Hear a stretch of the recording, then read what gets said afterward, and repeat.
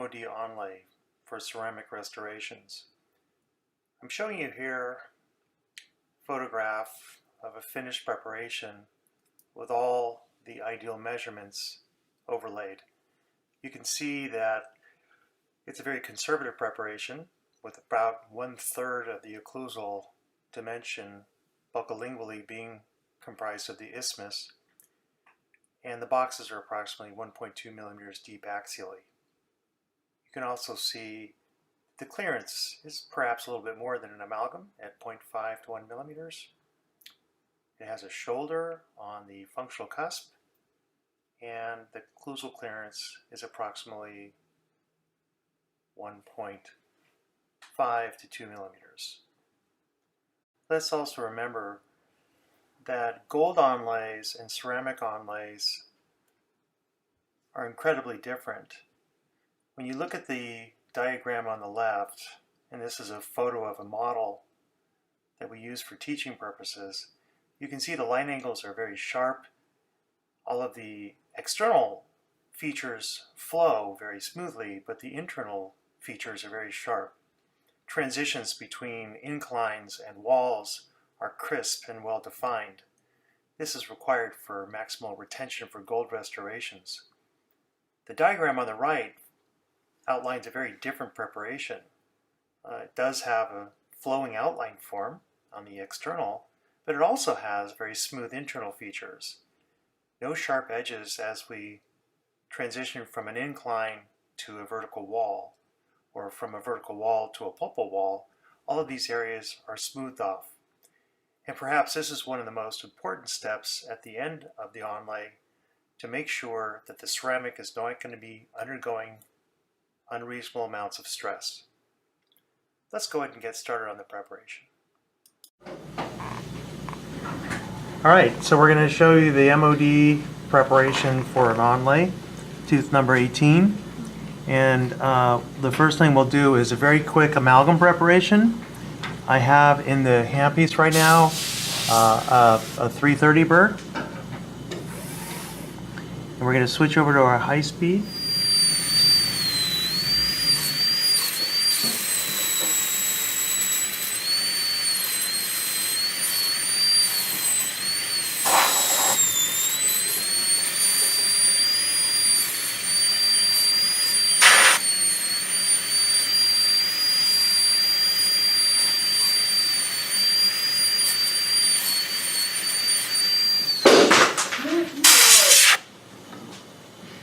Okay, so let's go ahead and drop our boxes now.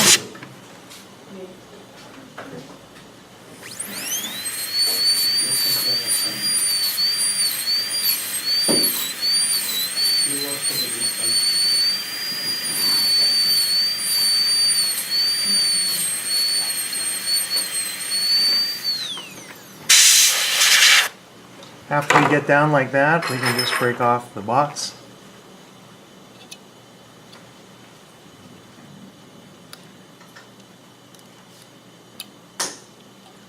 And then this is what I meant by chipping. Turn the instrument around.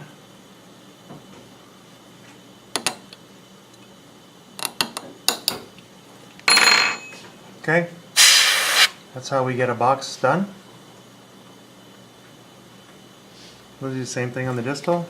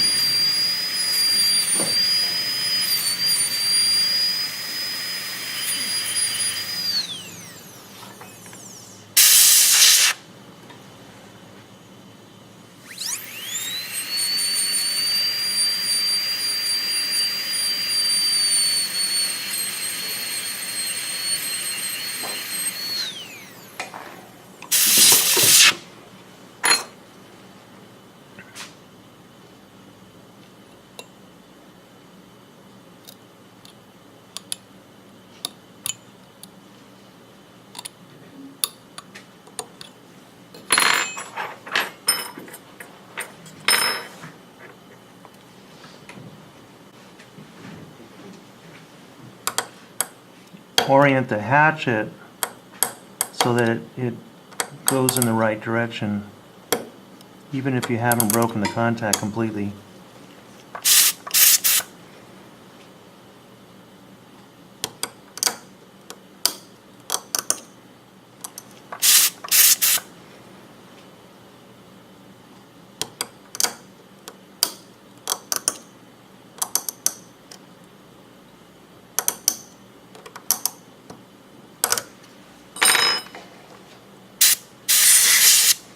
Okay, then we'll drop down that distal a little bit more and not going.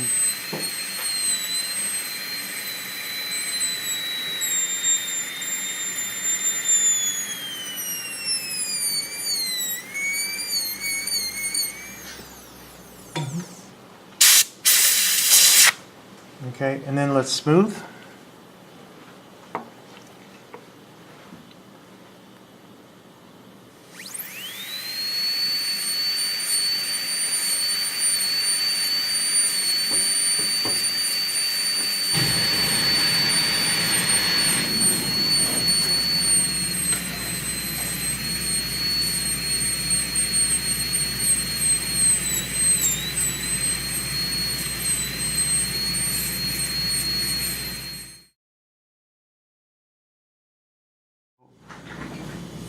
.847 KR is about the right amount of taper.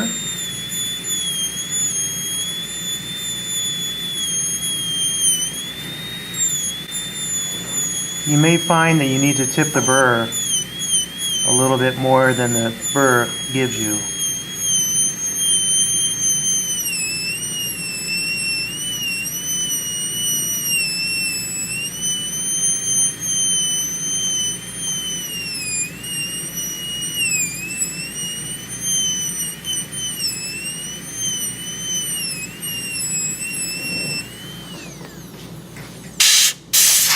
And you're trying to, you see how we've got the wall shadow across that occlusal part?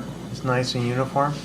So now you want to do the same thing on the lingual wall as you've done on the facial. You can look at it from the mesial view and get a pretty good idea of how much draw taper you need.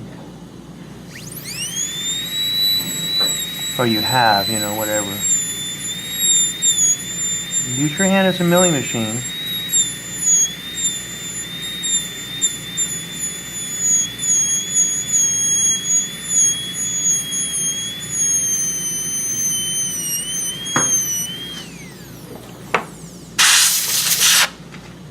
And once again, keep going until you got adequate taper.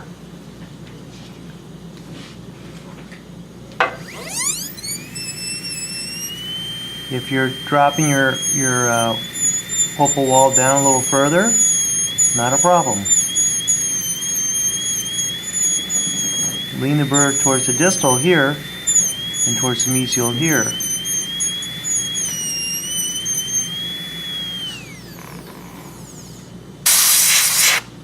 And you need to be able to see Dixie cups.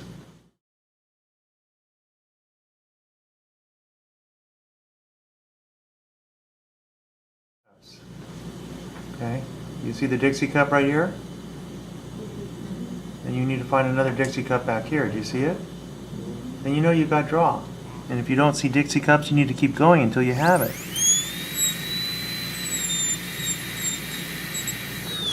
Once you've got that part done, with the burr here, you can try to use this in the box if your box is big enough. You notice that the box is pretty big.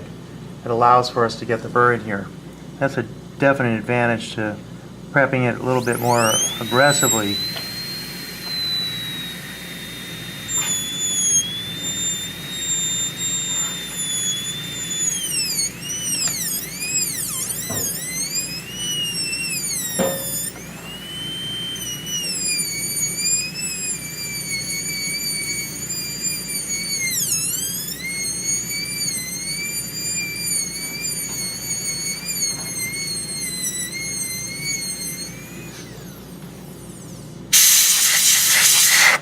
And we've created a few little funny little wings here, and we're just going to use the off-angle chisel to snap them off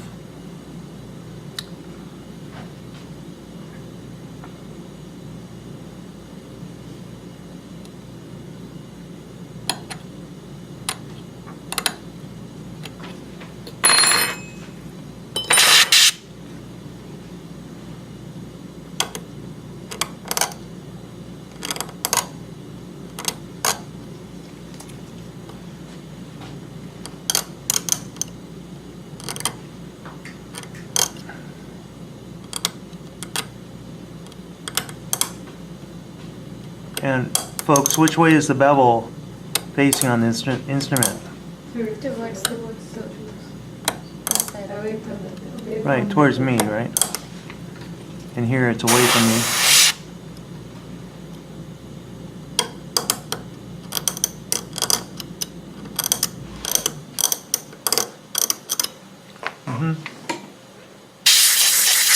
So get a little bit of an inlay going. It doesn't have to be flawless at this point. Just get something started.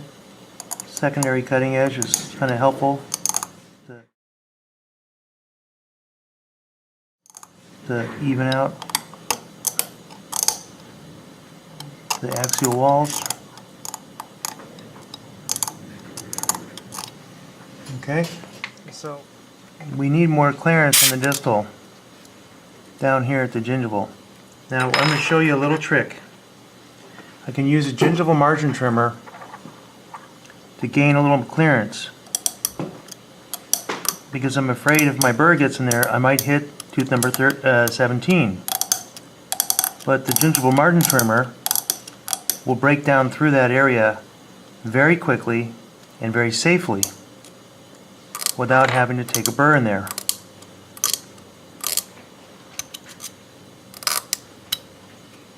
Isn't that cool?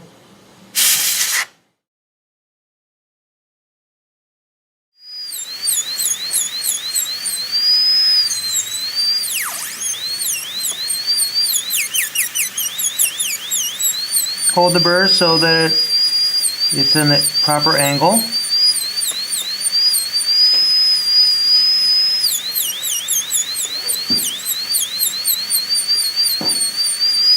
It follows the original slope, right?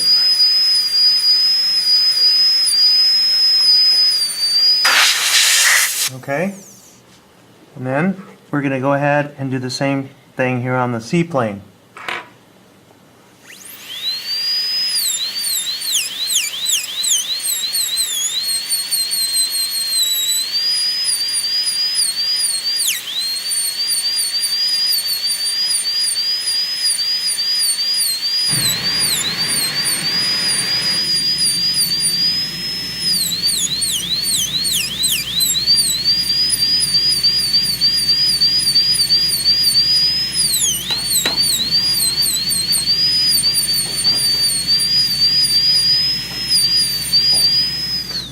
Okay, and now we're going to do the A-plane.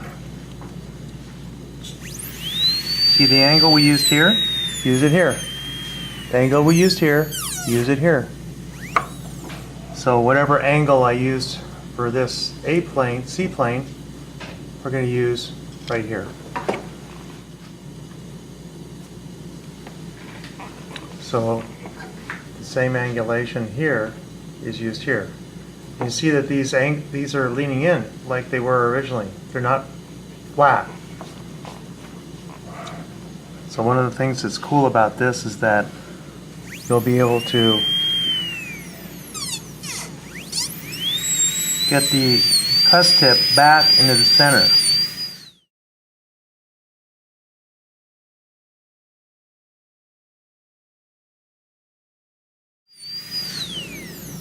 Let me hold it this way. The cuss tip on the buckle will go back to the middle where they belong. And that's my goal. I'm not even measuring.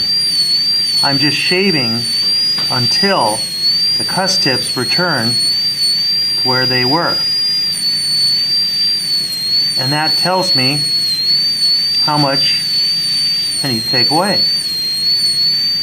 Isn't that kind of neat? So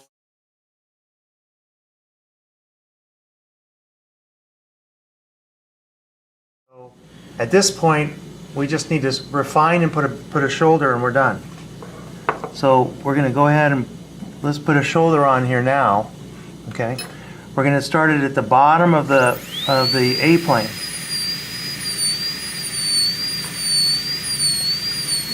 And we're going to keep it reasonably straight.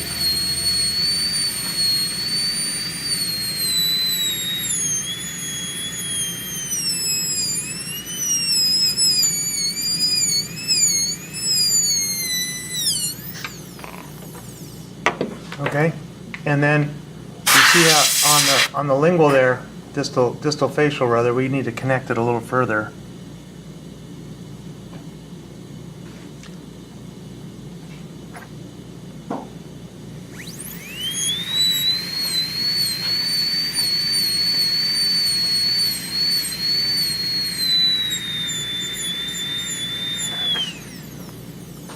And then we need to extend that a little bit more. But the basic onlay's done in terms of like the major elements. They're all finished.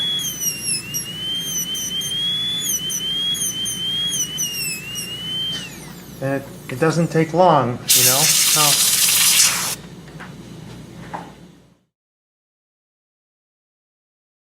Smooth.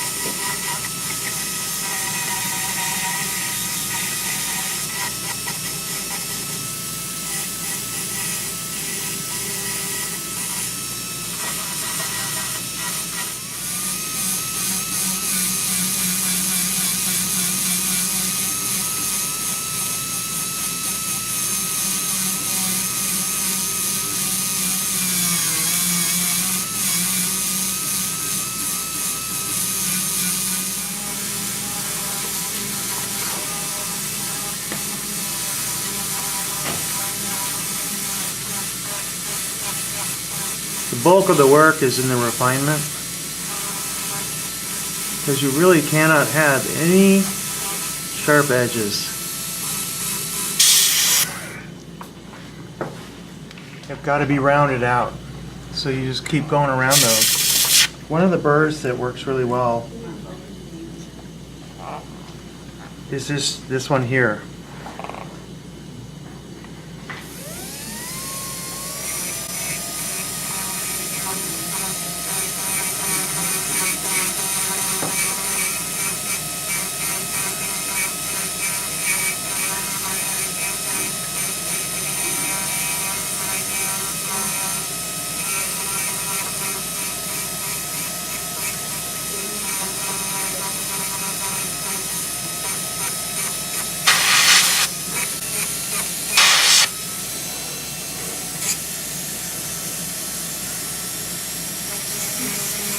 Make sure that the axial walls are leaning in towards each other. And all those transition areas are rounded, right?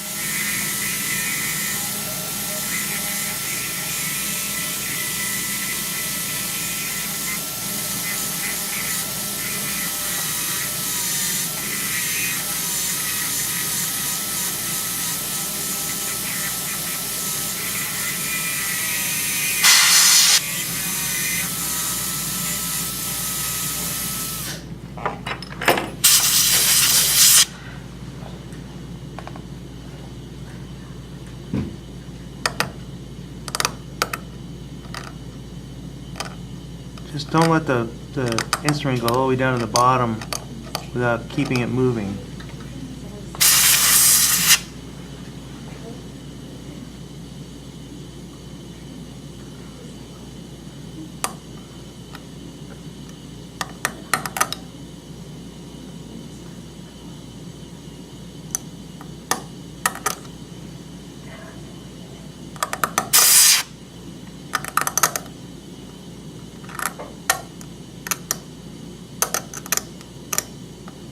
change the angle on this one here to a little more of a flare.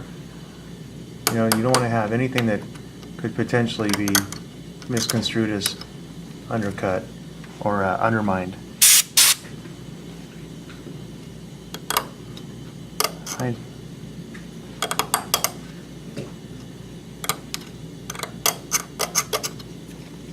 Flip that puppy around, crunch, crunch, and then you can see how you can kind of balance out the size of the exit angles of the 4 boxes. And you notice on the mesial there's like a little, it's subtle to see, but I think if you look, you can just look it down at the gingival right in the middle. It looks like it's just a little bit right there. So you can take the instrument, this is what I was doing before. You can take the instrument sideways like this and use the bevel towards the wall and slice up like a root planing instrument. Now you have to have some practice doing this, but you're reshaping the tooth from below. And you can even do this clinically. If you see how that just made it a lot more uniform, that one little move. Now you can use then your off-angle chisels, 42S, the best one, to smooth the rough areas. Thanks. You can use the gingival margin trimmer.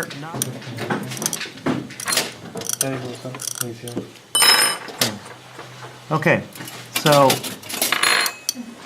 you can just take this just to sort of remove any loose rough areas. Not like I said, you're not really trying to create a bevel. And if you tip it back this way, you won't create a bevel. You know what I mean? You're not holding it upright. You're holding it back. So the entire end of the instrument is touching the wall rather than just the edge of the tip. And what that's going to do is remove the rough areas at the end. Low in there, please. And so you can start to make that box pretty spectacular. And then you can do the same thing on the distal. Once again, holding the instrument in there, try to get the whole wall rather than just the edge. And that works out pretty well. Yes. 3. And I think these are probably a little bit on the deep side. Oh, and that's pretty good.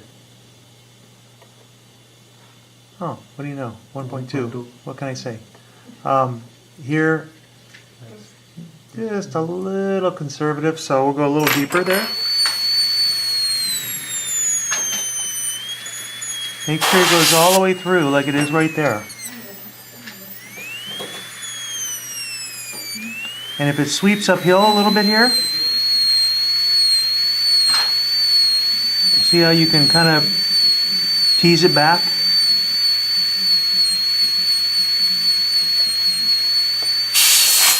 Thank you, Bansu.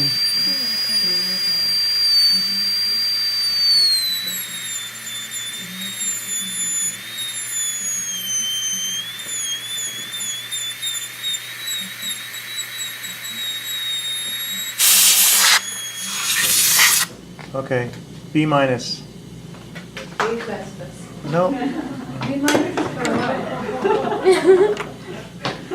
Comments for That's B okay. minus? That's the question. How close to this are you doing it in the mature side?